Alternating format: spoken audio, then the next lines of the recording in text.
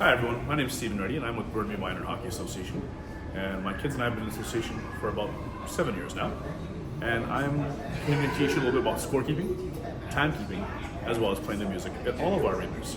Here at Kensington, Rosemary Brown, Bill Copeland, and perhaps even some in Scotia. This will be a very good tool to help you learn how to do this job. I would advise you maybe watch these videos before you get to the rink, but in case you can't, we'll make sure to bookmark each section and each part accordingly so that you can watch this while you're in the box. I would advise highly that you sign into the Wi-Fi at Rosemary Brown, as all cell phone data plans are quite poor there. And at Kensington, maybe again jump on the Wi-Fi. You're generally fine at Copeland. Copeland's a very good arena, but just to be on the safe side in case you need something really immediately, stay on the Burnaby City Wi-Fi. You're good to go there. Thank you.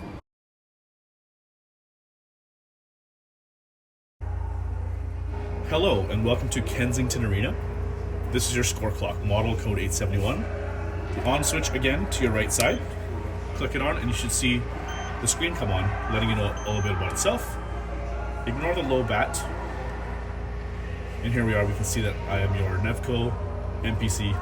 Please enter the code, and again, as usual, the code is right here on the top, so 871. And then of course it's hockey. It will ask you if you want to use penalty timeouts. Always say yes to this, because this is what will save you running the penalty clock when you don't want it to run. So as you can see right now, we're at 0. And as always, press set for time. Give me a 5-minute warm-up, so 0, 5, 0, 0. And then yes. Period 1. And there you have it. Just like the other rinks, home score, just tap home score, press 1. Guest score, press 1. Now let's say home scores, home team scores again. And we press 2 by accident, the score is now 3-1. That's not correct. So anytime you want to revise something, press the button set, home score, 2, and there you have it. Next one is the penalty. So we're going to do a home penalty here. There's the home button. So we're going to press set again because we're setting time. Set, home penalty. Again, make sure you populate all the digits. 0, 2, 0, 0. Yes. Try your best to get the jersey numbers correct. So we're going to do 1, 1 for this player. And then we're going to set another penalty this time for the guest team. Set guest penalty 0, 4, double minor here. And yes again to confirm that it's the right time. And jersey number 1, 2. As you can see on the clock, we have 2 minutes for one team and 4 for the other. So when I start the clock, you'll see that the time will run simultaneous for all of them. Perfect, that's exactly what we wanted. Now let's show you what it looks like in the intermission. I'm going to set the time for the intermission to be 0, 1, 0, 0. Yes, so we're in between periods here now. The play has ended for the first period, and we're now going to start the second period. I want to have the 1-minute timer going, but I don't want my penalty timer to go off. So as you can see over here, it says penalty on and off. Tap that button, and it says penalty time off. Start the clock, and as you can see, only the game clock is running, not the penalties. One really key thing to remember is when it's time to resume the game and the penalty clock, you must turn it back on. And there we have it. There's the game clock, penalty clock, and we're good to go. Now, while we got the game going on, let's say, for example, one team has scored. Let's say the home team has scored. That means the guest penalty is coming down or going to be gone altogether. So we're going to click on guest penalty first. And as you can see, guest penalty 1 has 3:43 left, jersey number 12. There's a button here that says penalty clear. And that is right there. Clear, yes or no? Obviously yes. And then same thing we'll do for the home team. So we go back to home penalty. There you are, home penalty number 1, 1:43 remaining, jersey number 11. Again, penalty clear. Yes, and we're back to 0.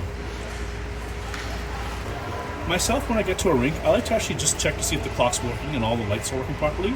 So I'm going to do that right now. So I'm going to set the time for 5 minutes for the warm-up, which is generally pretty much the standard for most games in most age groups. I'm going to do home score 0, of course, guest score 0. We're going to do a set home penalty, just do zeros across the board. Again, yes, and jersey number. And you can see it's starting to illuminate. I'm just making sure all my lights work.